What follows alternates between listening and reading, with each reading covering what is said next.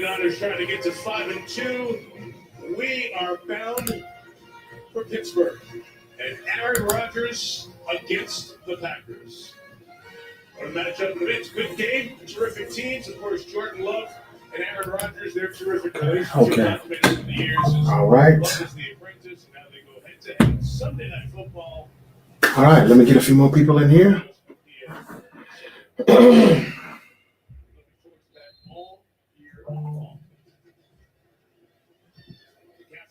All right. Game is almost over with. It's about over pretty much. I'm just trying to make sure the game was officially over. We're going to recap week 7 in the NFL. How's everybody doing tonight? Hope everybody had a Sunday fun day. Good evening, ladies and gentlemen, kings and queens. How y'all doing tonight? This is the Great Debate Show. It's your favorite Uncle JJ. And as always, I got something to say. What do I have to say today? I want to say a lot about week 7 in the NFL. I want to tell you all how the only the New York Giants would do what the New York Giants done today. We're going to talk about it. The Broncos stunned them with a 33-point fourth quarter. Yeah, a 33-point fourth quarter. Also, what drama in Philadelphia? No drama at all, right? I'm going to tell you how I was so wrong this weekend with my picks from college football to the NFL. As much as I tell you how right I am all the time, which I am right a lot, I also have to tell you how wrong I was. And I was dead wrong about a lot today. But I did get one right, my team. And that's the only one that really matters, if you want to be honest. I also got the Dallas Cowboys right. A lot of people didn't give them a chance. I picked Dallas to beat Washington today. And I also picked the Panthers to beat the Jets, even though I'm sure everyone in America and outside of America done that. All right, let's get this show started. I'll read a few comments and speak to everybody. I hope everybody had a Sunday fun day. I hope you had a great weekend and a safe one. Well, it had to be pretty safe if you're here with me. And I thank you for being here with me right now, because you could be anywhere in the world, but you're with me right now, and I really, really do appreciate it. Tonight we had CMC versus Bijan. All the professor versus the student. CMC has been kind of training him during the summer, during the off season. So it was student versus professor. And I knew how that was going to pan out. I told you all, everybody thinks the Falcons are going to beat the banged up Niners, because look what they just did to the Buffalo Bills on Monday Night Football last week. It's a week-to-week lead, you know. The 49ers were going to beat the Falcons, as I said. They did. But I did get a lot wrong, though, this weekend, and we're going to talk about it. No drama in Philadelphia, that's for damn sure. A.J. Brown played lights out. I'm looking for him to get traded. So I had a theory as to why they would lose. Not because I honestly think that the Vikings are a better team, but I just thought that it would be some more drama with A.J. Brown, and he's going to get traded. They said they won't do it, and after today, why would they? We're going to talk about Jalen Hurts. As much as y'all want to talk about Jalen Hurts, I got to be honest, y'all. And I've said this before many of times. Say what you will about him. But when it's time to play in the clutch, when they need him to make plays, he turns up like Michael Jordan in the fourth quarter every single time. And that's what they did today. There were times where the Vikings still had a chance to get back in it. And just when you thought they would, Jalen Hurts came up big. You want him to throw it? He threw it. Good game for the Eagles. They are 5-2. Good game for the Niners, and they get their win. They're 5-2. And the Rams, boy, was I wrong. No Puka, no problem. They're also 5-2. We really did need this win to stay on top of the NFC West. I'm going to talk about it all. I'm on TikTok, YouTube, Facebook, Twitch, X, formerly known as Twitter and Instagram, live right now. It's the Great Debate Show. I'm your favorite uncle. They call me Uncle JJ. And as always, I got something to say. Let's get it cracking. I want to say what's up to Welder Boy. Thank you for following. My guy, Steel Dre. How you doing, brother? Steel Dre has been rocking with me for the past 7 months here on TikTok. He doesn't miss an episode. I don't care what time of the day or night I pop up and go live. He's always here with me. I just wanted to say I appreciate that, bro. And he's a Rams fan in L.A. If I'm not mistaken, Dre, right? L.A.? At least I know you're in Cali. He's a Rams fan in Cali. And he really does rock with me. So I just wanted to say I appreciate that, brother. He always shares and likes the live streams, and I encourage all of you to do that, regardless of what platform you may be on. Hey, what's up to my guy, Mikey? He's been with me too, rocking for a couple of months here now. He has not missed an episode in quite some time. Mikey, OCCG, Jofi Joe, the Patriots. I know he finna talk his ish. Yes, they won again. Mikey, OCG. A few more people I'm sure are going to come in here. I got quite a bit of a crowd right now from different platforms. I appreciate you all coming in right now. I can't see where everybody's at outside of YouTube because I'm live on StreamYard right now as well. Twitch, Instagram, X, YouTube, Facebook, and TikTok. What's up to Michael? He said he feels great. Bang, bang. Michael, I remember you from Friday night. Welcome back to the Great Debate Show. I'm glad you made it. What's up, Dev? What's up, Upper Easton? Easton, Maine is back in the building. Dolph, Kelly, Redmond, Hawaiian 808. Dolph, thank you for liking. Thank y'all so much. Bang, bang, bang, bang, bang, bang to all of you 49er fans, the Niner gang. Bang, bang, we up. We got another victory. We're 5-2, just as we said we were going to be. And thank you so much for that, Rose. Kevin 18, I appreciate it, brother.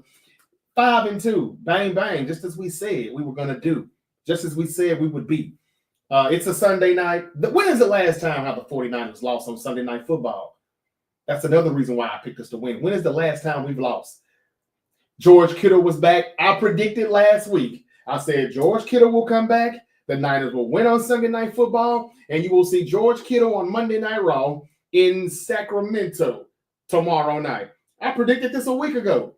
And how do I know George Kittle will be on Monday Night Raw tomorrow night? Did anybody see the TikTok video? The video from CM Punk. It's all over social media. CM Punk at Levi Stadium tonight calling out George Kittle, saying, I'm gonna see you in the ring. Oh, yeah, see Kittle in the ring win. Yeah, so he may do more than just be in the front row while they're playing 4x4, I tip my windows up, while they're playing the music, and I won't know because I ain't watching it. I'm done. I gave my farewell to the WWE Friday night after SmackDown, and I meant it. I'm leaving. I'm leaving again for a 100th time. I'll be back as always, but I leave, and most fans should do that. More wrestling fans should leave. Sometimes it's a show. You know, be more firm with it. Double down, put your foot down, and say, "Hey, man, I'm not watching this shit." But yeah, watch Kittle be on there, and I think he'll be doing more than just waving in the front row when they put the camera on the celebrities. He's probably going to do a little bit more. He's probably got an appearance that he's going to make in the ring. CM Punk called him out. Watch him be on Monday Night Raw tomorrow night in Sacramento. And I just knew that we would have a win to cap it off. That's what we got. The Niners are 5-2. CMC is still kind of CMC. Still not quite the same guy. You can tell he has lost a step. Not a step or two, but the explosive plays are still kind of gone. He can still hit it, and you can see that now that they're blocking better. Why are they blocking better? Because George Kittle is back. And I just wish that we had other tight ends that could block just as good as Kittle so he could make plays in the receiving game and not be underutilized so much. But look, we take the wins regardless of however way we get them. The Niners win 20-10. CMC's unreal dagger touchdown powers San Francisco to a 20-10 victory, and he iced it. Bijan Robinson, again, one of the better football players in the league, but I told you all, he probably wouldn't even get 90, 100 yards. I don't know how many yards he got. I said he would get 80 or less. I don't know if I was right about that or not, but shout out to Tatum Bethune. He had 10 tackles tonight. It looks like he was going to leave. He came back. Good game. Let me read a few more comments, and I'm going to break down some of the players that had a good game tonight. Chase Lucas, a player that I talked about highly. I spoke highly of him during the preseason, and I said, look here, y'all telling me Upton Stout is that dude, but I don't really see it yet. Upton Stout didn't play tonight, they say, because he had an ankle injury, but I think they just wanted to see Chase Lucas play. He's a great blitzer. He gets there. He did good in coverage. He had the biggest play of the game on defense on the 4th and 2 or 4th and 1 where it could have been big. He almost picked it off and took it to the house. It was an incompletion. Niners got to get the ball back. CMC iced it after that. Not bad, y'all, to not have Purdy, Pearsall, and a lot of other people. Matt Hennessy stepped up as the backup center. Anything is better than Jake Brendel, right? Let's see if he's good. We thought Connor Colby was going to be good, too. Connor Colby. We thought he was going to be good, too, when he stepped up and came in, but then he started to look just as bad. So I don't know. We'll see. Take that with a grain of salt, but Matt Hennessy looked like he could hold his own. Tonight, the player of the games looked to be Trent Williams, CMC, and Tatum Bethune. They all got chains tonight for their victory. Y'all, I thank y'all for joining me. My Eagles won. I'm so happy. Yes, Mikey, you were right. I was wrong. I picked the Vikings to beat you all. Boy, was I wrong. I'm about to talk about the Eagles and that trio, how big they came up. What's going on, Unc? How you doing, CG? Thank you for joining me. The Jags game this morning was crazy. It was crazy boring. That's what it was. Is it just me, or has the past 2 weeks of the NFL been boring? Maybe the wrong teams are on bye weeks. I'm not sure. But it has been boring. I couldn't wait for the Sunday night game. I left, watched a few vehicles, parked them back in the garage, cut the grass one more time. I hope this was the last time. I was like, these games are boring. They were boring, other than the Giants and Broncos, but because I thought it would be trash, I didn't see any of that either. Not gonna lie. But it's just these past 2 weeks have been kind of boring. And the only game that's been kind of interesting has been the 49ers, in my opinion. The Rams blew out the Jags this morning in London. Got that wrong as well. The Eagles beat the Vikings. Got that wrong as well. The Colts dominated the Chargers. Got that wrong as well. Now, again, I was picking these other teams for upsets, parlay purposes, even though I didn't bet. Glad I didn't. And just theories. Maybe I got to stop doing that because today it looked like everything was kind of real, Let me read a few more comments, and I got something to say about the secondary, the corners, and the flags that get thrown. Now, we know corners don't get their head turned around enough like they should, but it's to a point now, y'all, what can the DBs do? Are y'all not getting frustrated and impatient with the calls that they get? It's an offensive league, and there's really nothing you can do on defense, especially the corners. It just seems like it's a lose-lose situation for them. Also, congratulations to the Toronto Blue Jays. They just forced a Game 7 in the ALCS.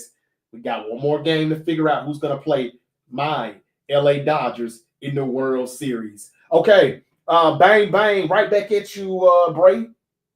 Gas Pack Bray, Miguel, Jeremy, Real Bus Team K is back in the building. How we feeling about the Niners, family? Hope I didn't miss the recap on the game. I'm about to get it started right now. I kind of did a little bit, but not everything that I want to get off my chest because I got a few things to get off my chest. All good, though, for the 49ers. So you hadn't missed much. Eagles Demon. What's up, man? He said, what happened on Friday SmackDown you didn't like? I didn't like how Dragunov, whatever his name is, Ela, whatever, Dragunov came back and became the United States champion. I don't have a problem with them letting somebody new take the title off of Sami Zayn, but I didn't like that it was him who literally has had no story since he's been in the WWE main roster. He doesn't draw a dime. He's a pretty decent wrestler, I guess, but he's so much more AEW. He's fitted for AEW more than the WWE. So I just didn't think he should have came back and won the title. Why is he worthy of it? And according to some reports already in the Wrestling Observer and Fightful Select, they're saying Sami Zayn, it was his idea to say, I want to drop the title to him. Javon Evans just put on a great match with him a few weeks ago. It would have been, I understand you want to shake up SmackDown. They need a shake up. But Javon Evans could have been the champion. Why couldn't he have took the title? That would have been a great thing to happen in SmackDown. And now, guess what? He has to be on the main roster. They need something like that on SmackDown. That was a great match Javon Evans put on. What about Obafemi? He doesn't have anything else left to do in NXT. How about bring him over to the main roster and let him just become a champion? That would be a great way to get him started. Vince McMahon used to bring people in and he used to shoot them to the moon. Now, what I didn't like is how once that little buzz ran out, that fire ran out, he never really lit that fire again. And it was like, come on, man, Dolph Ziggler really could be a star. You're just going to let him be a world heavyweight champion a few times and then just bury him the rest of the way? He was a jobber after that. The Miz, to WrestleMania 27, are you kidding me? I was crazy about The Miz at one point. I know you can't tell from listening now. It's just because I know he's a jobber. He's a full-time jobber. But Vince used to let these people just really blow up and shoot them straight to the moon when they first got there. And I think the WWE takes too much time in building some of these people up. But not Tiffy time, not Stephanie Valkyrie, not Dragunov. It just seems like more wrestlers that look like me. It seems to be a problem for them to be champions. And I have a problem with that. If you're not a part of, my culture, you probably wouldn't understand. A lot of people don't understand it. And when we point it out, we're playing the race card or we're rage baiting. So you asked me, though, I didn't want to talk about the WWE. But no, I don't think Dragunov should be the United States champion. And just like that, now you're going to do what with him? Just have United States title open challenge, just like Sami Zayn was doing. We're not going to do any stories. It's just lazy booking. I thought that Obafemi, Trick, Williams, like I said, Carmelo Hayes, who was already on the main roster, who had a title shot that you keep screwing around with because he's got this thing with the Miz. That could have been over with. And then you got Solo Sikoa, who just came back with his MFTs, new and improved, face painted. He's going to be the new United States champion, right? And then, no, they're dealing with those sick freaks called the Wyatt Six. It's bad booking, in my opinion. I see a lot of people are happy about it. So I'm going to just shut the fuck up and get back to the football. I'm done with wrestling for now because it ain't for us. It ain't for me in my culture. I'm sorry, it's not. But for anybody black that wants to continue to watch and say, hey, I'm glad that we never win titles or have great single runs. Yay. And for you to say that, oh, well, why is he complaining about that? Because for 50 years, we've never really done much outside of The Rock. Ain't nobody that looked like me ever done nothing. And he's only half of us. So, yeah, I just would like for us to be on top sometimes. That's all. I don't want to hear about Bianca Belair. Yeah, she's had her moments a few times, but that's why I was so happy Naomi was a champion. Because she deserved it, and everybody was on board with it, and everybody agreed. And you rarely get that. Everybody agreed. Anyway, back to the football, y'all. I got so much to talk about. I'm going to read a few more comments, and we're going to get this thing started. I got NBA coming up Tuesday night, NBC. We got a doubleheader. Kevin Durant got an extension earlier this morning, a 2-year extension through 26-27 season, even though that is an option. I think it's like a $90 million extension. He couldn't get the max, but he's paid. He's good. Okay, bang, bang to you, Melanie. How you doing? Thank you for coming back. Bang, bang. What's up, Jeremy? I'm happy the offense woke up. Well, they woke up because Kittle was back. And look, that's what I guess I just can't be satisfied, y'all. I'm glad we got the win. But I still hate that we overuse some of our best players like Christian McCaffrey, who Kyle continues to just run them in the ground and get all the touches for the most part. Did Brian Robinson get a few more carries tonight? Yeah, he did. I'll give Kyle a little credit. And then Kittle did not have one catch tonight. But the running game was good because, boy, can he block. And I just don't want him to get re-injured again. That hamstring's probably not 100%, but he was gone for 5 weeks. They needed him. He's back. Raheem Mostert said that the Niners rushed their players back from injury. Looking at the thing that happened with Purdy and his toe, hoping Kittle doesn't get hurt, it just kind of seems like he was honest about that. I know a lot of Niner fans was upset with Mostert at the time when he said it, but doesn't it kind of seem like they do probably rush those guys back? I just hate how Kittle gets underutilized. If he could get used more in the passing game, these games wouldn't be as close as they are. We could run away from some of these games, but we're blocking. He's blocking. Yes, he opened up the running game. So glad for that. But we still didn't run away from this game. We had our moments. and sometimes, we blew it. But yeah, I'm glad to have the win. We're 5-2. We're still on top of the NFC West for now. But y'all, the Rams don't look like they're losing anytime soon either. We're going to talk about those guys in a minute too. Christian McCaffrey made history on Sunday Night Football. Did you know that? Yeah, the running back passed Marshall Faulk. Priest Holmes. Did y'all remember those guys? Or am I just telling y'all how old I am? Christian McCaffrey passed Marshall Faulk and Priest Holmes for the most games with 100 rush yards and 70 receiving yards. And y'all know there was some bad boys, especially Marshall Faulk, when it came to, rushing and receiving. That's some good history that Christian McCaffrey just made there. Good game. Again, happy with the win. And we improved to 5-3. The Falcons fall to 5-2. I'm sorry. The Falcons fall to 3-3. And we covered the DraftKings 1.5 point favorite. That 1.5 is very dangerous, like I told you all. But we covered.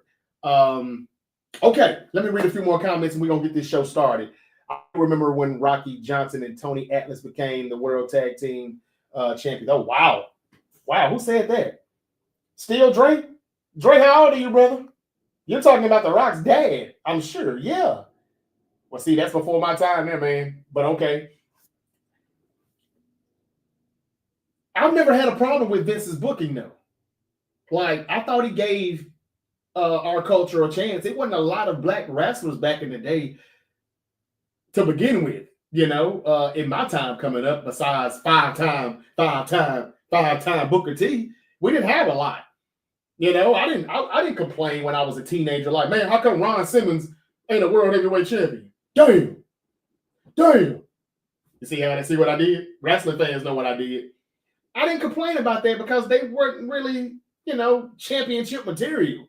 But, and MVP was a great United States champion. So I didn't complain about Vince McMahon's booking so much. He gave Bobby Lashley a few shots at it. We just didn't have a lot of black wrestlers at that time when Stone Cold and The Rock was doing their thing outside of The Rock and Booker T. We didn't really have a lot of them. So I didn't complain about that. But now there's more of us in the WWE. And Swerve Strickland was one in NXT, who I hear Triple H did not really like. And he's not in WWE anymore. I just think that it's a Triple H thing and a Road Dogg thing. And Carmelo Hayes is talented. Now, like I said, if he was just like, a Ron Simmons or something, just power, and that's all he really got, not a lot of charisma, no aura, no swag, can't do promos, that would be different. But, man, Carmelo's got all of that. Montez Ford can do it, too. But I had some lady in here telling me he doesn't want to be a singer. He don't want to be a singer. Who? Did he tell you that shit? Give him a chance. These people deserve chances. But let's just let Dragunov be the United States champion. It'll be a terrible run, trust me, because they don't know what they're doing. They can't book. But anyway, I'm done talking about wrestling. I'll say it that Friday night. I'm done. What do y'all have to say about this weekend? What happened to the Giants, y'all? Only the New York Football Giants would do what they just did. What's up, Brandon B? How you doing, brother? What NBA jersey should I wear on Tuesday for the start of the season? I got a red Heat LeBron jersey, a Vancouver Grizzly, Ja, and a LaMelo Ball. Wear the Vancouver Grizzly. Even though we're going to be terrible this season. But yeah, you gotta wear the Ja jersey. That's what I would say. Straight out of Memphis. Jofi Joe, congrats on your Patriots win too, brother. How you feeling, man? I know you're feeling good. Hey, our hat, do you see as the ceiling? Hold on. The ceiling for the Patriots. I don't know, man. Y'all looking pretty good, man. I would like to see y'all beat a team that's better than the Titans, better than the Bills, because the Bills are not as good as what people think. But I ain't hating on y'all now. Drake May is playing some good-ass football. And Mike Vrabel, even though I'm kind of getting tired of everybody glazing him, he is a good head coach. And I got to say, as much as I hate to say it, as bad as the Titans are, y'all, we got to start start putting some blame on Cam Ward. I watched that game closely, carefully, because I liked the touchdown that he threw, and I was like, okay. They said they were going to simplify the Titans' offense. Let's see where this goes. It looked like they were getting out to a good start. But nah, man. If any Titan fans are on here, no disrespect. I say this respectfully. Cam Moore's got to own some of that shit too. He turns the ball over way too much. He fumbles a lot. I think he's done it like 5 times, and we've only played like 6, 7 games. So 7 games. They're 1-6 for a reason. The team is bad. His supporting cast is bad. But he's been kind of bad too. And he can't throw every pass like a fastball pitch. I'm watching him do that way too much. Not enough touch on some of the throws that need to be. His downfield accuracy is not bad, but he holds the ball a little too long. He's not getting out of the pocket. He's not doing much with his legs. We said that he was more of a mover than Shedeur, so if you're going to pick him number 1, maybe that's his strength because he can be a dual threat. He's not been dual at all. So got to put some blame on him too. Rams dog walked the Jags badly. They did, Mikey. They did. Good game for New England too. It was. I agree, and I'm an Eagles fan. Says Mikey. No drama in the Niners either. Y'all didn't play the best, but y'all hold it down against Atlanta. Yeah, man. Look, and it's hard to play your best when you don't have all of your guys. I think Pearsall will come back next week. I think they're saying Brock Purdy may come back next week, but he shouldn't. I don't know, but we'll see. We'll see. Let's see here. My Eagles won. I'm so happy, as you should be. Mikey said, F Raw. We ain't talking about that, but yeah, I seen the video. That was CM Punk he's talking about, calling out Kittle. Okay, let me get back to TikTok. Hats off to you, Thank you, B. Thank you, Brandon. Man, I remember when Ryan Simmons beat Vader for the WCW title. Okay, we here, B. We here, Brandon. Yeah, that was a good moment. The WCW gave him that moment. And I can remember a promo that Vince McMahon let Ron Simmons do. And it's the last thing I'll say on wrestling tonight. In the mid to late 90s, right when the Attitude Era was about to take off, does anybody remember when Ron Simmons started the Nation of Domination and he was complaining about how come a black man is not the world champion? And Vince was like, don't you think that's a bit racist? He said, no, a black man not being the champion in the company, that's racist. What the hell is up with that? Huh, Vince? That was good TV. USA might have kind of told them to tone it down a little bit. But, I mean, it was kind of true. And the fact that Vince let Ron come up with that promo and do his thing, it was good TV. I think Ron Simmons was in it with The Undertaker. Farouk, at the time, Farouk. He had a little feud with The Undertaker. Now, of course, he didn't beat The Undertaker for the WWF championship. But just the fact that Vince let him say these things, it was pretty good, I thought. And that was the one thing that separated Vince from a lot of others, especially those WCW, promoters down there in the South or here in the South. It seems like we're still dealing with that today, though. The things that Farouk was complaining about in 1997 in that promo in the ring with Vince McMahon and the Nation of Domination, I still see that to this day. And I think that Triple H should let a wrestler complain. That's what Ron Killing should have did. It would have been perfect for Ron Truth to do that. He could have formed his own group. It could have been R-Truth, Carmelo Hayes, bring back Austin Theory. Is he black or mixed or whatever? I don't know, biracial or something. And Montez Ford or the whole Street Profits until they split them up, because they should split them up. It would have been a great one. A new Nation of Domination. But I guess in this time, you can't really do that anymore. A lot of things that we could do back then, we can't do now because everything is so damn, they got to be so politically correct too. But back then, people weren't so sensitive to that, Everything is a sensitive subject now, But anyway, those were the good old days. Seriously, those were the good old days. I mean, I can hear Undertaker telling stories on his podcast. He and Ron Simmons, how they actually would talk about that in the back. Like, I don't want to overdo it. I don't want to go too far. What can I say? Can I say this? And, Ron Simmons is just talking to him like, man, just say what you got to say. This is just a damn promo. It's just good stuff. Back then, you could do that. You can't do those things today, though. But anyway, MVP CMC. CMC did a fantastic running job today. Everything looks fantastic when Kittle comes back. We said that. If he blocks, it'll be better. Put some respect on Bethune's name, not Fred, but not bad. Huff is showing me something. Southboard 315, welcome back, baby. How you doing, brother? Yes, no doubt. Bethune, we thought he was out. Remember, he had left for a few plays, and they had the third string linebacker in there. I can't even think of his damn name. Gibson, whatever. Who cares?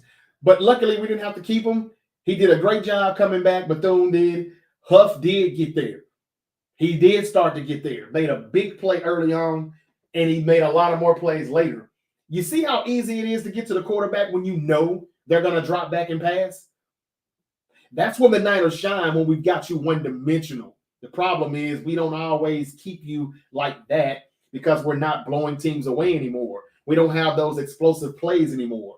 As good as we were running the ball today, we still haven't seen CMC just break out like he did in 22 and 23. Some of that is because the blocking is just good enough for him to do what he did today. And another part is, y'all can't see it. He still has lost a step now. I'm sorry. That still ain't quite the same CMC, but because he's still so damn good, he's still better than most running backs in the league today. There's still plenty of people that wish they had him on their team because he's still better than most. But it ain't quite the same. I don't know if y'all see it or not, but I'm telling you, it's not. But glad to see them get the win. And IU kept a lot with downfield blocking also. Yes, thank you, Quack333. Thank you for saying that, man. That's what I was just saying Friday night. Everybody keeps talking shit about Brandon Ayuk. Oh, I want him gone. I hope he gets traded. Put some respect on his name. The blocking that Brandon Ayuk and Jawan Jennings do out on the perimeter. How many times did Christian McCaffrey and Debo take plays to the house while Brandon Ayuk is just pushing the DB down the field 20, 30 yards down the field? He's done it many a times. And that's another reason why the running game looks so bad and the blocking, because Kittle has been out and Brandon Ayuk has been gone since week 7 of last season. I'm glad he said that, man. Thank you for saying that, Quack 333. He helped a lot with the downfield blocking. But it's getting better thanks to George Kittle. I just don't want to use him for that and that only. Wait, after week 6 and 7, who are the best quarterbacks to you? Eastern Maine. Well, it's been Baker Mayfield, and that's another reason why I was born today. They didn't play, did they? Oh, they play tomorrow night. It's Baker Mayfield, and I don't even think it's close. Before the Sunday night game last week, it was Jared Goff coming in right behind him. Jalen Hurts had a good game today, but I wouldn't say he's MVP worthy. Give me Baker. And I got to say this. Matt Stafford has been balling out, y'all. Looks like the back injury is A-OK.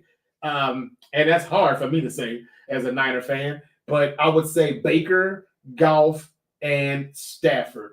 Those are the guys who have been balling out so far. Josh Allen, after 2 straight losses, he's got to go back to the drawing board. He's still an MVP, don't get me wrong, but he can only carry a team so far. I look for them to be real active in the trade deadline. I do. Speaking of trade deadlines, Trey Hendrickson may not get traded now. There's a lot of teams that are not going to sell. Do the Giants sell now after they lost today, though? They could have went 3-4. They blow a 20-point lead, and now they're 2-5. Will they trade Kayvon Thibodeau to the 49ers for Jawan Jennings? They said they were looking for a wide receiver. Do they sell, or do they continue to try to see if they can hang in there? I don't know. I don't think they should, continue to think that they can win the NFC East. The Eagles, had they lost today, maybe different story. But they're 5-2. They're about 3 games ahead of the Giants. And, yeah, I would like to get Thibodeau. But anyway, Huff had a great night tonight. I really did like it. The other dude has been playing good, too. I can't pronounce his name with the O. He doesn't get there all the time, but he does enough. He's starting to disrupt the backfield enough, though. I can't say his name, y'all. Help me out. I can't say his name. The one with the O. I can't pronounce it.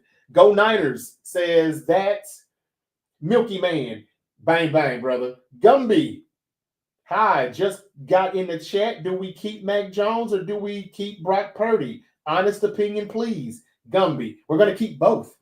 Because one thing the Niners did good this offseason, they signed Mac Jones to a 2-year deal. So he's not going anywhere. He'll be back next year too, unless the Niners trade him away, which why would you do that? Brock Purdy's not 100%. And I don't think if he comes back next Sunday, I don't think he'll be 100%. So now I say you keep both. I wish we could get rid of Brock Purdy. I'm not going to lie. Not because he's not good, but because he's not worth $53 million a year. He's better than Mac Jones, but he's not $53 million better than Mac Jones. Mac Jones got another win. What is he now? 4-1 as a starter this season in his 5 games for the 49ers filling in. And he's doing it with less than Purdy's had. He just got Kittle back tonight. And all Kittle did was block. He didn't, catch plays and all that stuff like he normally does when Purdy is playing. But now that Kittle's back, you can bet your bottom dollar Purdy will be trying to get back. Let's see if the coaching staff, let's see if Kyle Shanahan and the Niners let him come back. Or let's see if they stand firm and tell him, you're not healthy. Just get healthy. So that way when you come back, we don't have to worry about you leaving for a couple of games and all of that. I'm sorry, something caught my attention there on the news, but that's why I try not to watch Memphis local news here. Man, didn't know that happened.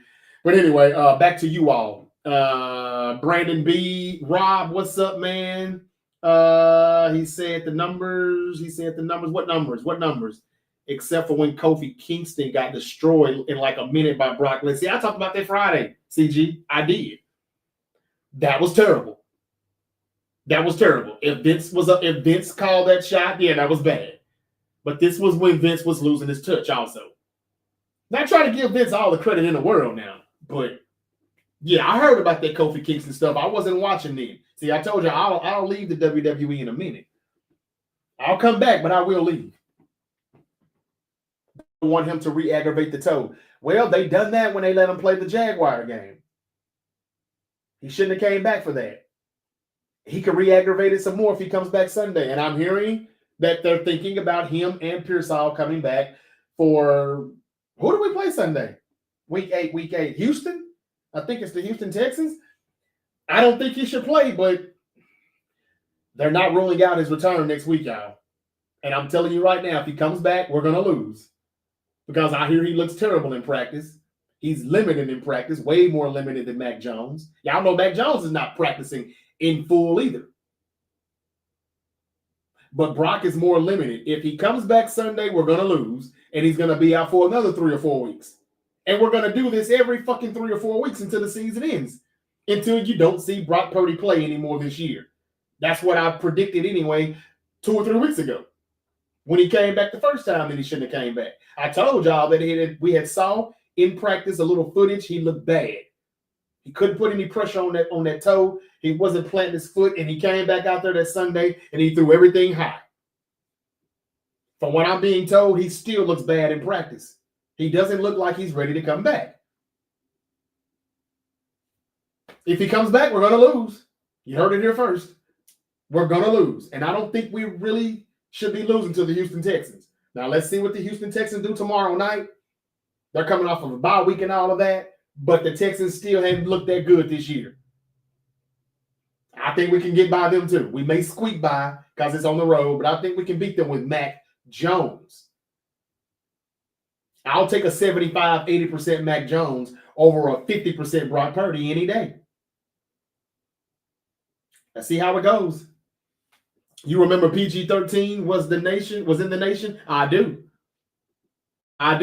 Brandon, you telling your age too, ain't you? I do remember that though. Tua got benched today. Yeah, let's talk about that, man. Let's talk about some more stuff. I don't just want to make this a 49er episode, Mikey. Tua did get benched today. So Miami office better fire McDaniel in the morning.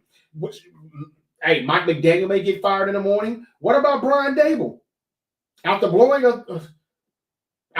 20-point lead, 33 points in 1 quarter for the Denver Broncos, should Brian Dable get fired tomorrow?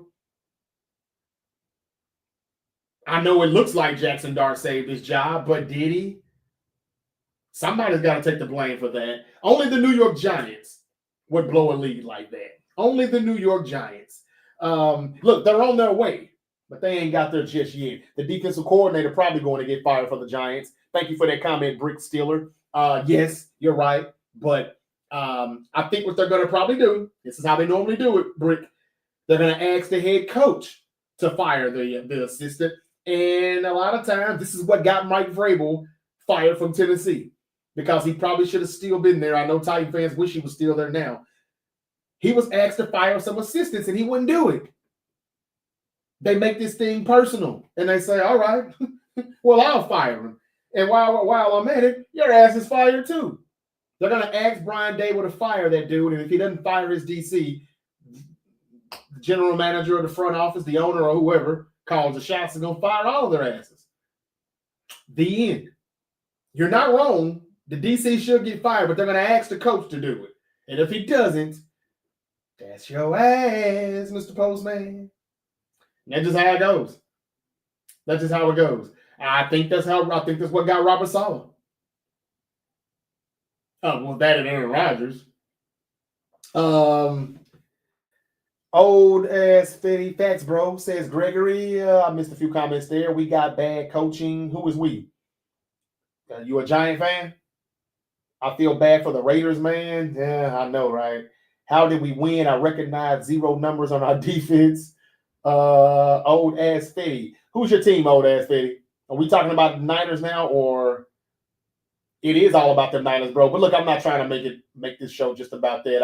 I know some of y'all are probably getting tired of that, so let me keep this thing going. McDaniel can come back to San Francisco with open arms. Hey, Quack 333. That's exactly what's going to happen. That's why I kind of thought he was going to get fired earlier, but it's still not too late for him to come on back. I said months ago, by the time we get around the mid-season, I can see Cal having both of his former coordinators back, Saleh and McDaniel.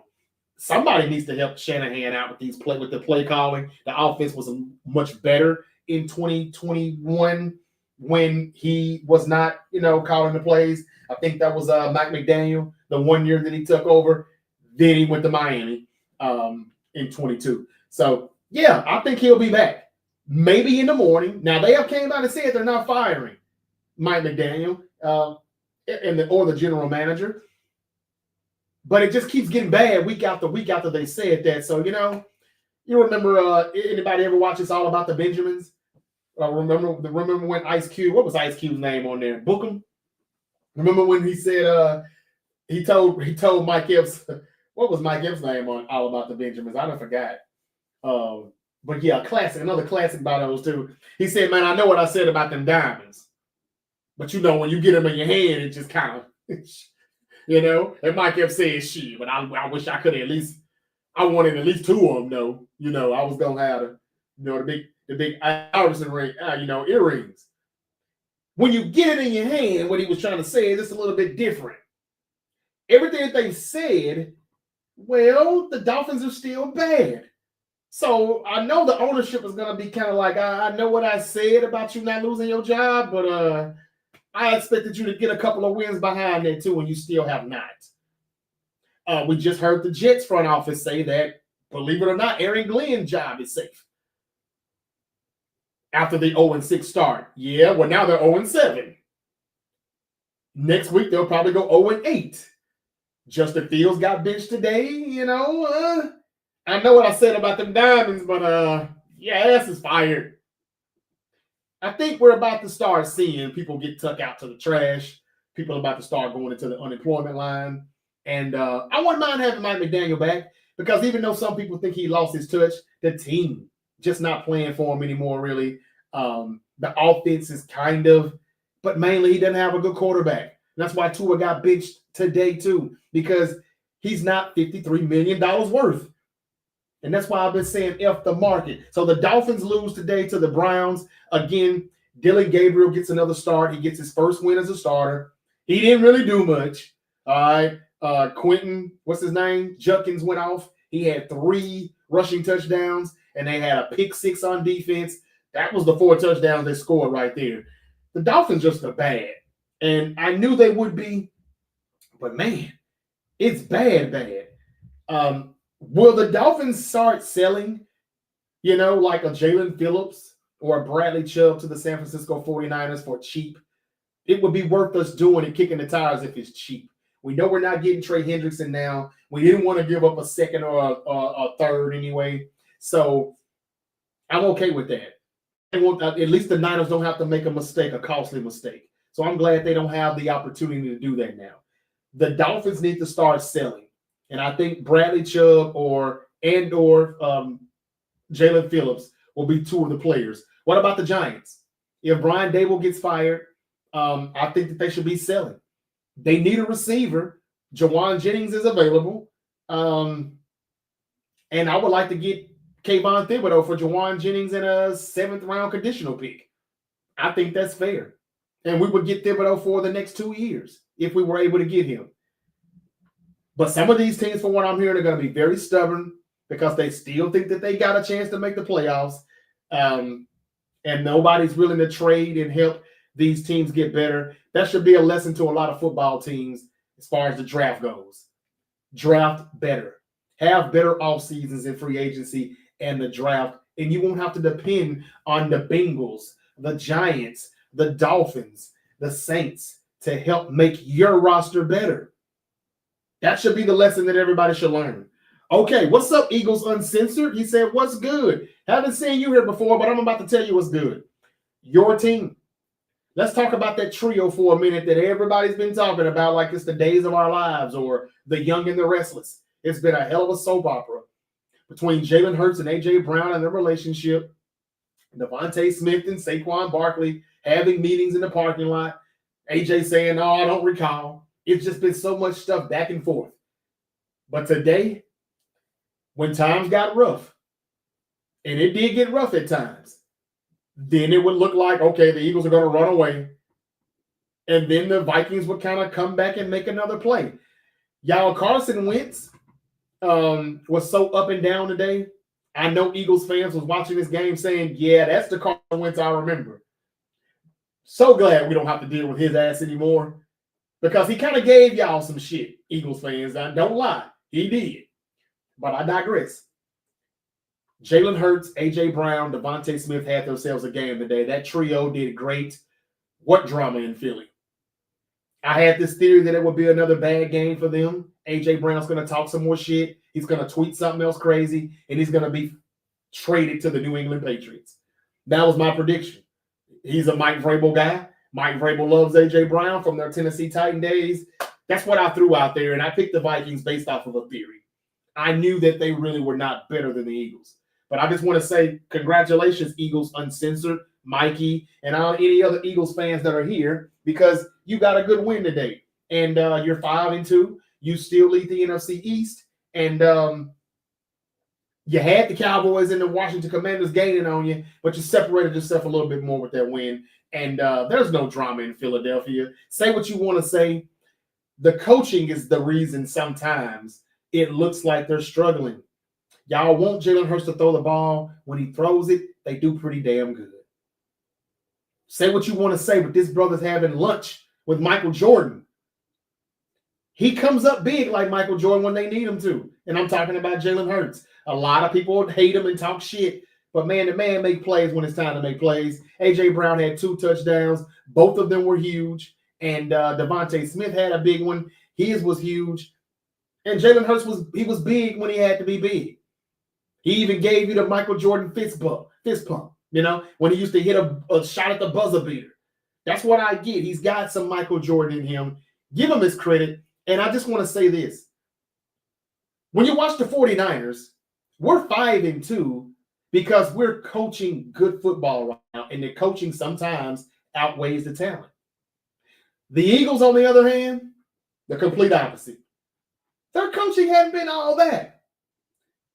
Offensively or defensively, the new offensive coordinator, Vic Fangio's overrated as a defensive coordinator. It's just when he's got talent, he looks good.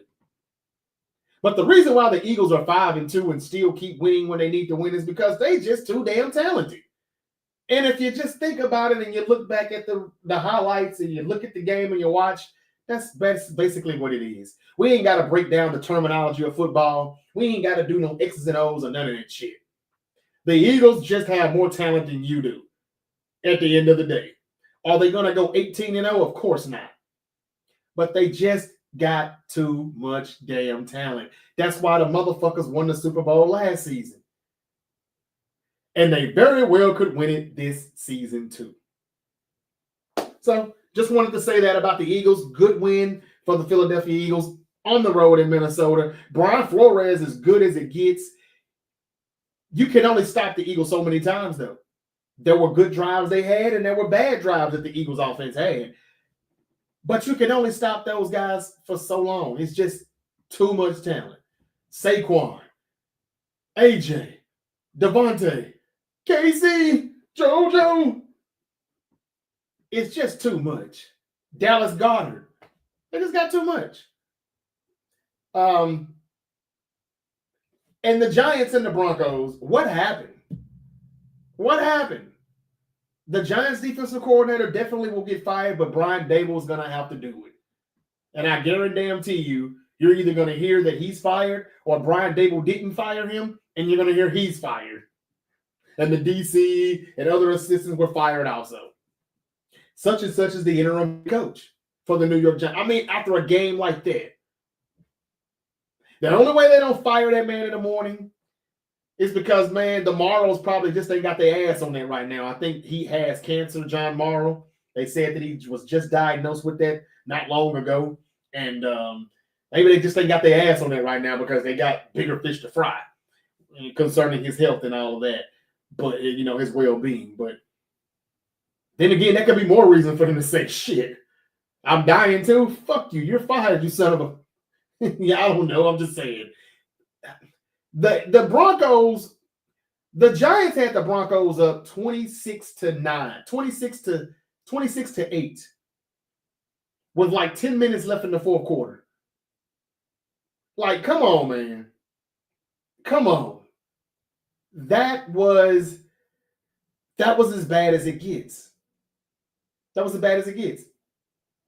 And then, even when they let the Broncos come back, the Giants came right back and scored, even though I'm not sure if Jackson Dart really crossed that plane before he went down, but they gave him the touchdown. I think it was a BS defensive pass interference also, but they put him at the goal line. When they scored that touchdown, they missed the extra points. That would have put them up 33-30, but instead they missed it. It's 32-30. The field goal that the Broncos hit should have took them into overtime. It shouldn't have gave them the win. So the kicker may get fired too. I don't know. But only the New York Giants would do some shit like that. Why did the announcer say that? How you doing, Andrea? What did the announcer say? How about them Niners, baby? How about them, Tate? Thank you for joining me. What was the comment about McCaffrey and his touchdown and someone pulling him? Oh. Okay, Andrea. So, yeah. Chris Collinsworth with his 49er hating ass. Actually, no. It was actually the official who said this, and they were just confirming it, Chris Collinsworth and Mike Tirico. They said it should have been a flag, and we shouldn't have got the touchdown because Matt Hennessy, the center, who did a good job, in my opinion, in Jake Brindle's absence. Some of y'all was happy when Jake Brindle got hurt too. Don't lie. Don't lie, faithfuls. I know we don't wish injuries on nobody, but some of y'all was like, shit, let's see what Hennessy got, because this motherfucker can't be too much worse. Let me stop. I hope you get well soon, Jake. But no, they said because he was pulling him some type of way. I thought he just pushed. We see the tush push do worse. I don't want to quote the guy or misquote him. Whatever he was doing, he claimed that wasn't legal, technically. And it should have been a penalty, meaning that we wouldn't have gotten the touchdown. It really doesn't matter. We still would have let the clock milk, or we would have kicked the field goal. And I still don't think that they could have. Well, no, I'll take that back. The touchdown would have sealed the game. A field goal would have had the Falcons even more aggressive because it would have been only one score. A touchdown could have taken it to overtime or win it. But, man, I don't know. Look, I mean, as many times as we've gotten screwed, the hell with whatever the hell that official said. The hell with it. We were going to win the game anyway because I said we were going to win the game. And everybody bet on Atlanta probably to beat a banged-up Niner team. But, Andrea, you caught that. You definitely caught that. The Niners hold it down for Fred and Bosa. Sure did. Where's Bosa at? We saw Fred 1 week after dislocating his ankle. Nobody seen Bosa in the building at all. What's up with that? He's been had the ACL surgery, right? What's up with that shit, Bosa? Okay, keeping it going. Let's see here. Life, thank you for the comment, though, Life. I think that's Life. Yep. I look like I haven't missed too much. I think we got a new center in Hennessy. Frankie Santana Jr. Don't speak too soon. Because we thought the same thing when Connor Colby came in for Ben Barch. He looked good for like 1 week, one week or 2 weeks, and then we were like, damn, this dude is trash. So let's not speak too soon. As I said, he did look good, but I ain't gonna go any further than that. I want to thank JV Mr. 80 for the follow on TikTok. Thank you so much, brother. I salute you. What about Devon Achano to the Chargers? Yeah, he or Brees Hall should definitely get traded to the Chargers because they could use a running back for real. No doubt. Reese, what's up, man? Reese said, what's up, 5-2 sounds a lot better than 4-3. Bang, bang. What you said, brother. I couldn't agree with you more. Now, next week, Houston. I'm sure there'll be another Niner takeover in Houston as well. Are we going to beat the Houston Texans? Let's see what they do tomorrow. I'm rooting for the Texans to win because a lot of times when teams win on Monday night prime time, everybody puts their money on them to win the next week and follow up, and they never really do that. They don't bring that momentum with them the next week. Atlanta just did it last Monday against Buffalo. Beat them, laid an egg tonight against my Niners. So I'm hoping the Texans win tomorrow night. If they win, yeah, we're probably going to beat them next week too. Who does Houston have tomorrow night? I don't even know the Monday night schedule. I'm tired of these double headers. I'm supposed to be a rehearsal tomorrow, man, for this little play. Who plays tomorrow? Bear with me, y'all. I forget. I know it's Tampa Bay and Detroit. And who's the other one? Houston and who? It is 2 games, right? Houston and Seattle. Okay, so I definitely want Houston to win. Yeah, shit, they're playing Seattle. Y'all, Seattle's a good football team, though. And it's going to be really tough for the Texans to go in there and beat them. That would definitely be an upset. Plus 155. I would like to take a chance on it, but I'll probably just stick with the plus 3.5 for the Houston Texans. Let's do a quick parlay real quick, shall we? I think I want to go Texans plus 3.5 on the road. They probably lose this game, but they probably lose it by a field goal. Then again, I can see the Texans getting their ass whooped, straight blown out. But Seattle has not been that good at home. They've been better away from home, believe it or not. I hope the Texans win this game, though. If they win, they can go back up to 500. They'll be 3-3.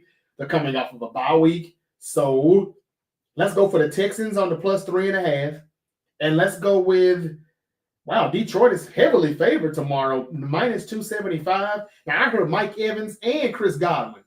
I mean, Mike Evans is returning and Emeka Ibuka, who left the game last week against the 49ers somewhere during the midway point of that game. They say he may play too, so why is Tampa Bay the heavy underdogs here? Just because they're on the road? Anyway, I do think Detroit is going to win this game, though, because if they win, they go 5-2. Tampa Bay loses, they'll go 5-2. But I don't know if they cover the 5.5. I'm not sure. But let's just say they do. I'll go with that. And then, do we have a baseball game tomorrow? Do we get game 7 tomorrow? No, we won't. Yes, we will. Yes, we will. We will get game 7. Game 7 remains in Toronto. Okay. I'm going to take Toronto. They're favored to win minus 125. If I just do that 3-leg, maybe a prop bet here or there, because there's no other games to really bet off of, I would have to put $100 to turn it into 483.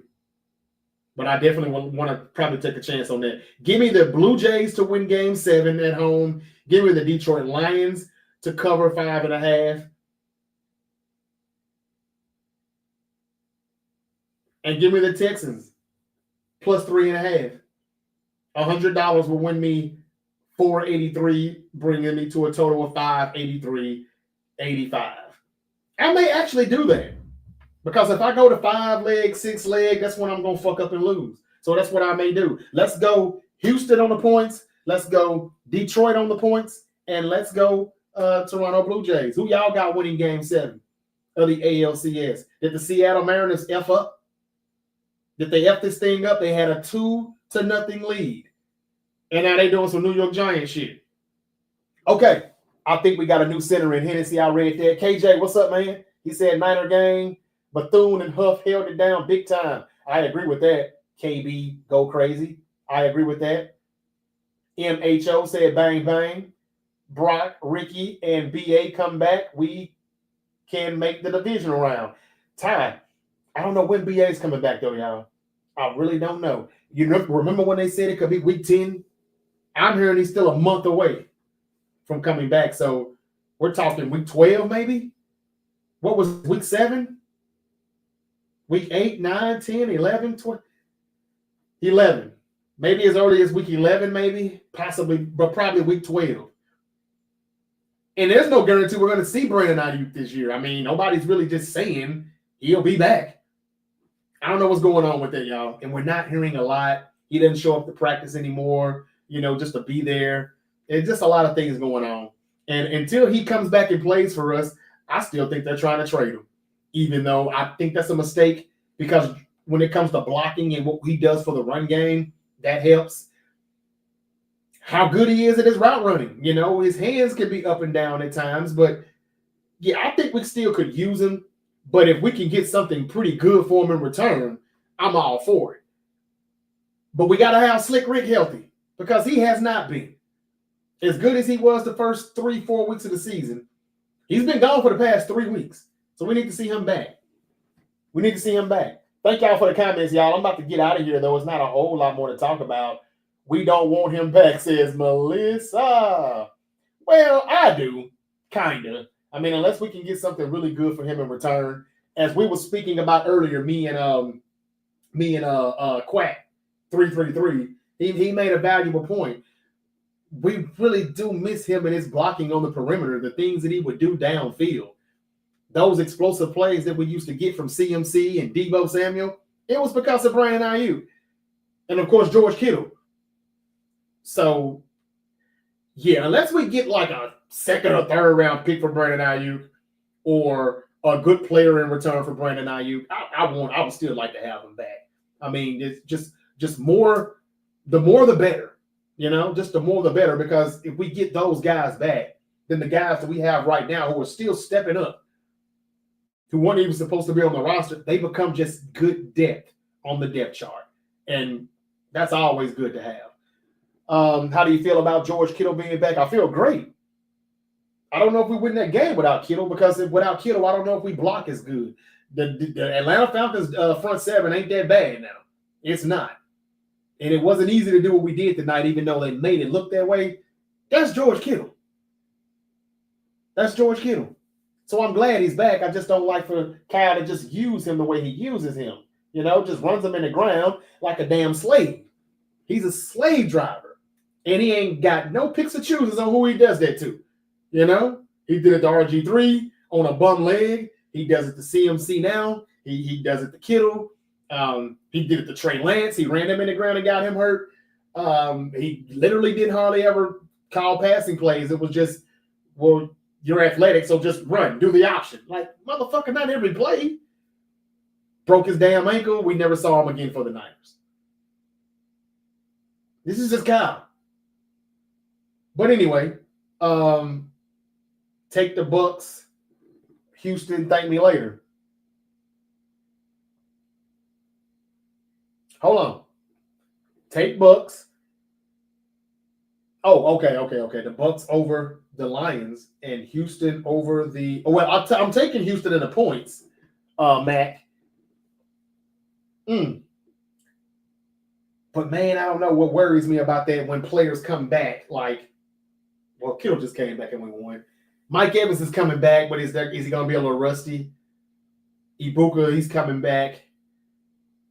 Well, he ain't missed a game. He just missed half of the game last week. I mean, you're not wrong, but the Bucks definitely could win this game. Why does Vegas have them like? I think I just looked at the Detroit Lions are like minus 275. But the Bucks, hey, I would love to take the Bucks at plus 225, no doubt about it. Matt, come back tomorrow night. We're going to talk about it after Monday Night Football. We're going to see who's right or wrong on that. As much as I would like to agree with you, I'm going with Detroit. They're coming off of a loss from last Sunday night against Kansas City. At 4-2, the Packers are 4-1-1. The Bears are now 4-2 after winning their fourth straight. Shout out to the Bears. We said they beat the Saints. I got that one right too, but everybody did. The Lions got pressure. They got to win this game. I know Tampa Bay is good, but Tampa Bay always kind of comes up short against the Lions. I would have to see how many times they've lost to them. Now, if they've lost to Detroit 3 times straight or something, yeah, you're right. The Bucks are going to win. But if it hadn't been 3 straight, I kind of want to take the Lions. The Buccaneers are terrible against the pass, and that's what the Lions do best. The Buccaneers stop the run very well. They're going to have their hands full trying to stop Montgomery and Jahmyr Gibbs. But let's see how it goes. He's going with the Bucks. I'm going to take the Lions. He's saying take Houston. I'm going to take Houston too. But I'm kind of a little scared to take them flat out on the money line, so I'm going to do the points. Thank you for the comment, Matt. We're going to see who's going to be right. Come back in here tomorrow night. We'll chop it up. What's up, Stay Real 109? Like that name. Thank you for joining.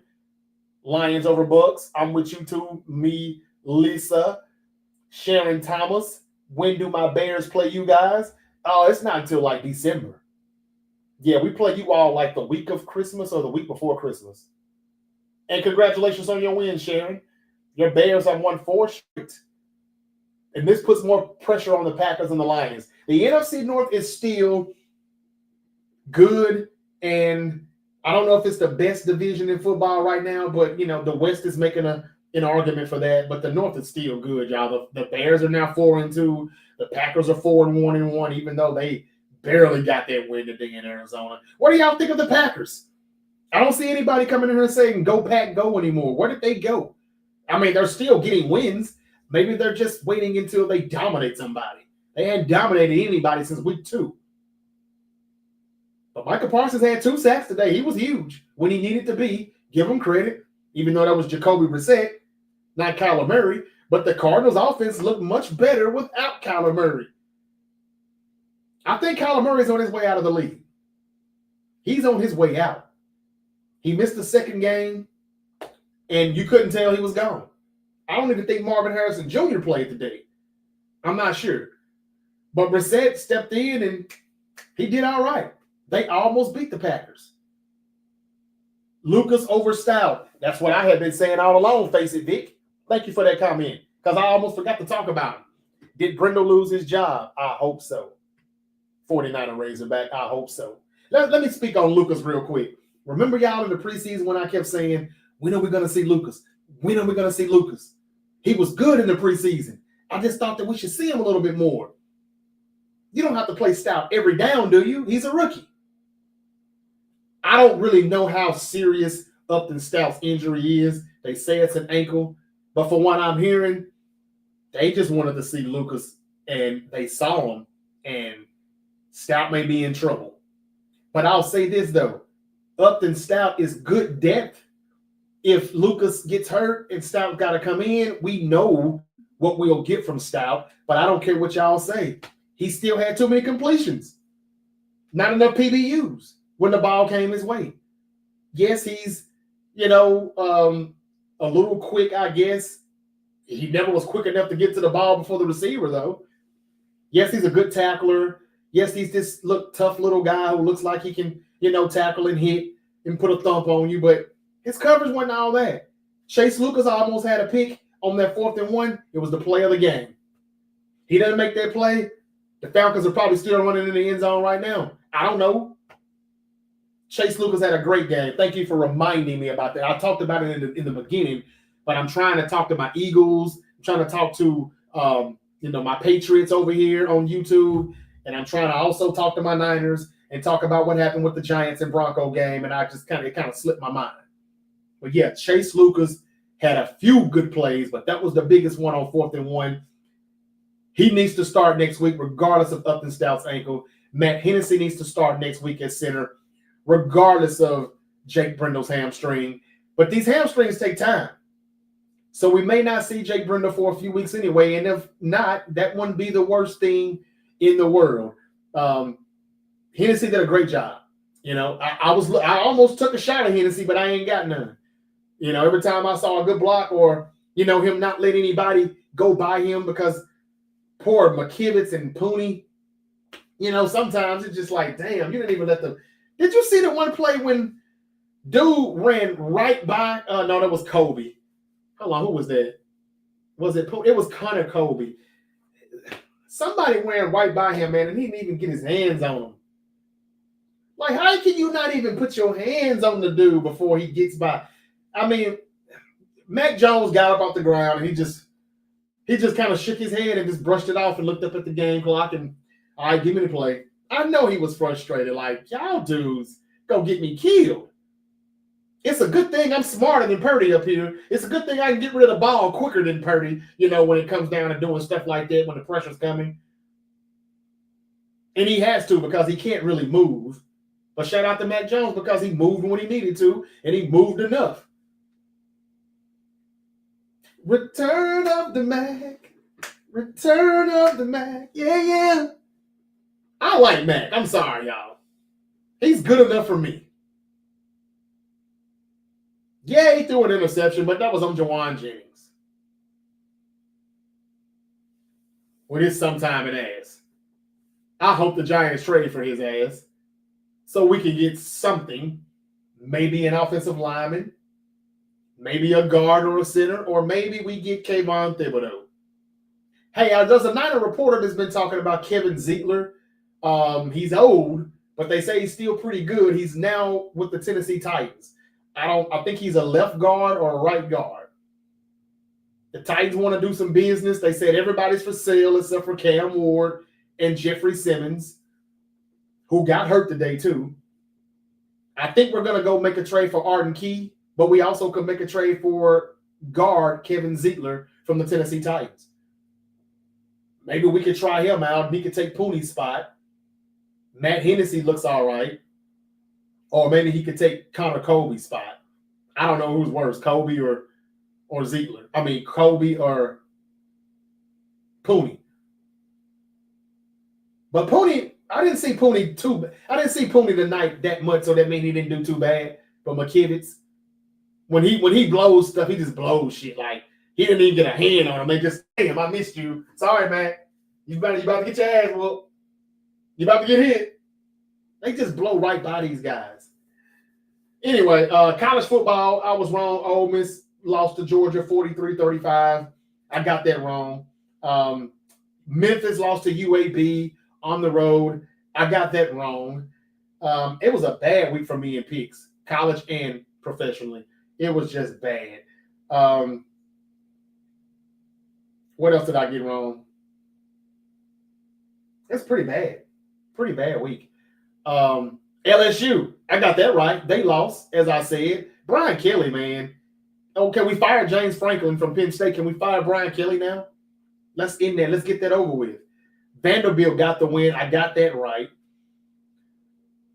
Notre Dame won. I got that one right. And I'm happy to see Notre Dame getting closer to the top 10. They're number 12 now in the AP poll. I think they have been getting judged for having 2 losses instead of getting judged for who they lost those 2 games to. It was stiff competition to start the season off. Notre Dame is getting back to Notre Dame football, and congrats to them. But yeah, Razorback, to answer your question, I think Brindle has lost his job, but I don't want to speak too soon again because they always seem to look good when they come in for that one game, and then when we expect for them to build off of that momentum. We don't see it. McKinnon's got work today, says big Asian guy. Yes, he did, but that's every damn week, isn't it? Somebody just asked me Friday night, which 49er frustrates me the most when I'm watching, or who annoys me the most, and I said it's either McKivitz or Jake Brendel. Or anybody in our secondary. Y'all, it's time for Siegel to get benched too. We did see Pennick in the second half, so maybe he did, but then Pennick didn't do much better, but at least nothing got burned over the top. Salah's just shuffling these people around trying to figure out which one can play safety. We know what Mustafa's going to do. They're just easily working him back in gradually. But, yeah, Siegel and Pennick has been in and out. I think Siegel got benched and Pennick played in the second half, but Siegel is not what I thought he was. I was impressed in the preseason. Chase Lucas does look to be what I thought, because I was impressed with him in the preseason too, and he showed me something tonight. Every time I've seen him on the field, he had to come in and make a few plays in the New Orleans Saints game back in week 2. Way back in week 2. He made a few plays that game, if anyone can remember, and then Stapp said he was good, and he came back in the game, and we ain't saw Chase Lucas since. I'm going to need Stapp to just let that ankle get better.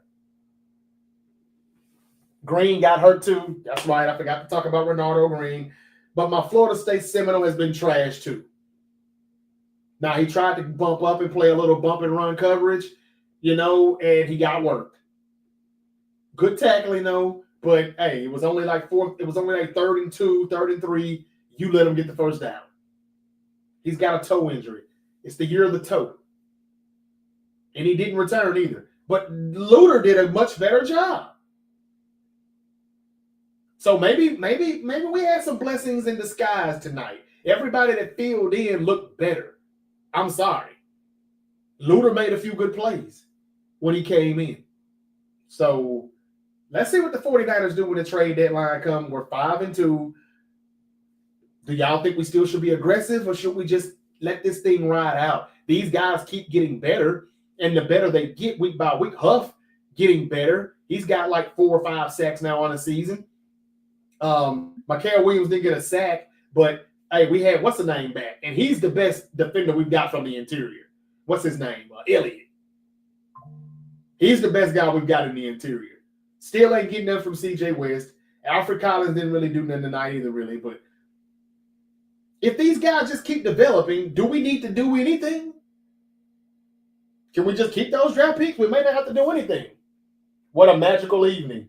I know you're a Niner. Madman51, thank you for the comment. Bang, bang.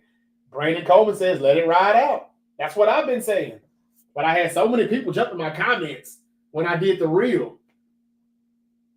Got a lot of views, but it also got a lot of negativity too. Wow, I can't believe these Niner fans are just giving up on their team. How are we giving up because we're just saying let it ride? That's what we said we were going to do in the first damn place.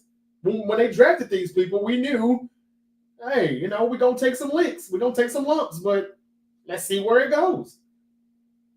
If we were not 4-2, 5-2, nobody would have expected us to make any kind of big trades. We came into this season, just kind of like it is what it is. Let's see what they do, and we'll just stack on top of that the next offseason, the next draft. But because we're good, we just gotta, just trade the mortgage. Mortgage the future away. No. I agree. Let it ride out. But now if we can get a Arden Key or a Jermaine Johnson from the Jets, or a McDonald, Will McDonald the 4th from the Jets, for a 5th round pick or something, yeah, I'll kick the tires on that. But I want my picks rounds 1 through 4. I'm sorry. Especially rounds 1 through 3, because I see how bad that offensive line is. And I'm tired of Kyle Shanahan balling on a budget when it comes to the O-line. Oh, I can make it work. I can make it work with these guys. All of the positional players that he drafts, signs, and acquires and trades mean nothing without that offensive line and that defensive line. We got to have that offensive line. Those receivers mean nothing without it. CMC is nothing without it. That quarterback is nothing without it. So I'll take a few less rock stars. If you got to take a few rock stars away from my roster, just for me to have 5 good offensive linemen, I'm okay with that. Because those 5 offensive linemen can make Demarcus Robinson look like A.J. Brown. And Demarcus Robinson, you had a terrible drop tonight that I can't forgive you for. I've been saying it's time for him to make some plays, give him a chance, and we had his chance. I don't think he was on the field again after that drop. And I'm not going to say I can blame Kyle for that. The only shot that we took all night, I believe Mac threw a bomb, and he dropped it right in the chest, stomach area, and he just let it go right through the arms. Oh, D-Rob. Yeah. And y'all don't think we need Brandon Ayuk back? That was a prime example why we need him back, and Ricky P. Pretty Ricky, what they call him. We need those guys back, man. That was a bad drop for Demarcus Robinson. Had he caught that, this game probably was over with a lot sooner. Shane Riley, there you go. He said, "Bang, bang, Niner gang in the house. Dub CD." Okay, y'all, let's talk a little bit about Tuesday night real quick. And I'm going to go ahead and wrap this up. I've been here nearly 90 minutes. Rockets and Thunder on Tuesday, NBC, and then the Warriors and the Lakers opening night of the NBA. The Thunder are favored to win, minus 290 over the Rockets at home. And the Warriors are favored to win Dub City against the Lakers in LA, minus 130. LeBron James is not playing. It's the first time he will miss opening night in his 22, 23-year career. And he's going to be gone until like mid-November. Not that I give a damn, but I had to tell you that so you can know who to pick between the Warriors and the Lakers. Tuesday night, we're less than 24 hours away. Less than 48 hours away from the opening, and it's on NBC and Peacock. I'm going to enjoy this. Michael Jordan's going to be in the house. Oh, my God. All of the nostalgia. They doubted us again. Bang, bang. They always do that. See Keys 2025 is what they do. And I would have had a lot. Thank you for liking, Ray. I would have had 49ers for life. Thank you for joining. I would have had a lot of more people in here had we lost tonight. But the Seahawks didn't show up. The Cowboys didn't show up. The people who say go Pack Go didn't show up because we won. They wanted us to lose to say they little bullshit. But yeah, anyway, y'all, good night. Good night from Santa Clara. And basketball is coming back Tuesday night. I can't wait. Y'all, the Houston Rockets are going to be a lot better. Even though Fred VanVleet got hurt, the Rockets are good, y'all. The Rockets got size. The Rockets got defense. And the only thing they're lacking is like the backcourt, point guard position and stuff like that. I don't know why they didn't sign Russell Westbrook. KD probably don't do it. I guess they still got a little heat. I don't know. But even though Fred VanVleet is out for the season, the Rockets are still good. The emergence of Amen Thompson, you got Sengun, all those other bigs from Steven Adams and bringing back Clint Capella, Jabari Smith or whatever's coming off the bench now, I think, behind KD. This is a good team, and this is a loaded team. And y'all better watch out for Amen. Amen. Amen, however way you say it. That brother is balling. And they got him running a little point. I seen him running point guard, too, one night. They trying that out, too. Watch out for the Houston Rockets. I won't be surprised if they beat the Thunder. Usually the team that gets their ring, they lose on opening night. I won't be surprised if the Thunder lose this game, even though they're highly favored to win, minus 290. I'm high on the Rockets and the Mavs this year, y'all. When Kyrie gets back, watch out. Cooper Flag, I'm not even saying he's going to average 20 a game right out the bat. He's going to be like a point forward, but he plays defense too, something that Luka didn't do in Dallas. It's going to be a good season for Dallas. Just give it a little time. Their defense is good. But at opening night, I kind of want to go with the Rockets to pull off the upset, even though the Thunder probably are going to win the West again this year. But if there's one team that can keep them from doing that, it's the Houston Rockets. Watch out for their development from my man Thompson. And then I'm going to go with the Warriors to beat the Lakers on the road. Both of these games is a doubleheader on Tuesday night, starting at 7:30 Eastern, 4:30 Pacific, p.m. that is, on NBC. Okay, and tomorrow night I'm taking the Lions and the Texans. Give me the points with the Texans. I hope they win. Maybe by tomorrow evening I do make a bet, but probably won't. But I would love for the Texans to win this game because they're playing my division rivals, Seattle Seahawks.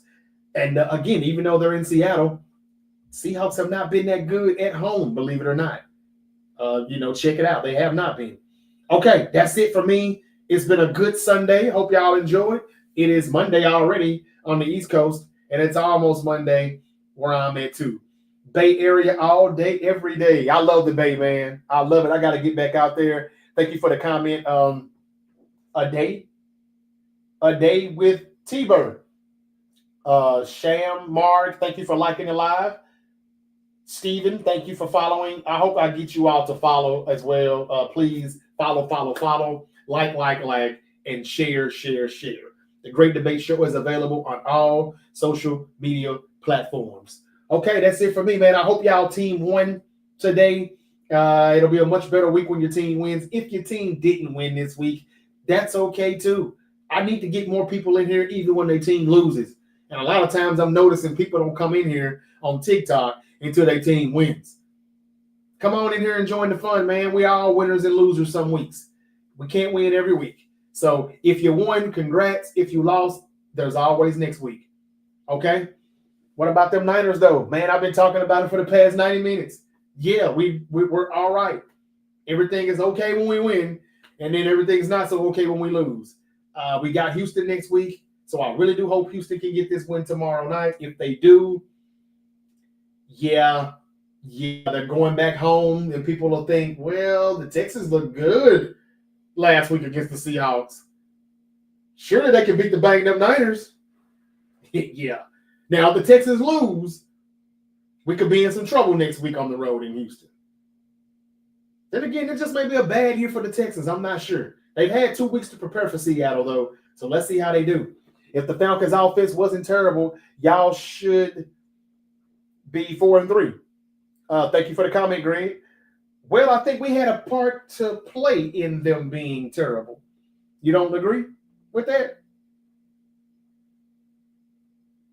We had a little something to do with it, I believe. Okay, y'all, I'm out of here. Y'all have a good night. I will be back tomorrow after Monday Night Football. Doubleheader. Until we meet again, y'all be safe. Have a great evening. Have a great Monday. Peace.